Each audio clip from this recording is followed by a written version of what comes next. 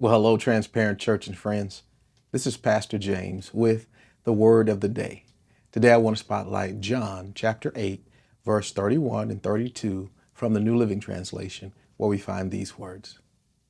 Jesus said to the people who believed in him, "You are truly my disciples if you remain faithful to my teachings." Verse 32, "And you will know the truth, and the truth will set you free."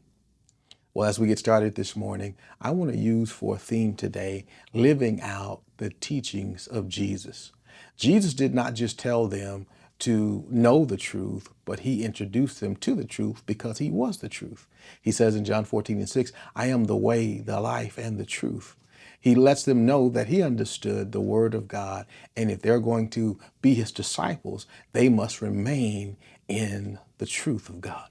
There is such a thing as truth based upon what God says it is. And so at this day and time in which we live, when everyone has, quote unquote, their truth, you and I need to follow the truth.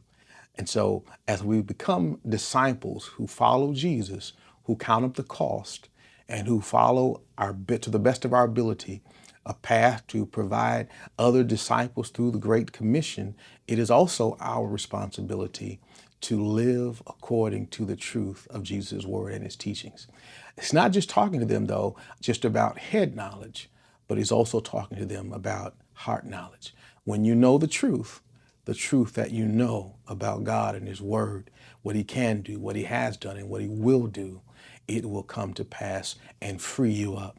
But you got to believe it so that you can follow after it. Notice he says those that believed in him. Also, he said you must know the truth, which speaks to the fact that you can believe in Jesus, but not walk totally after the truth at points in your life.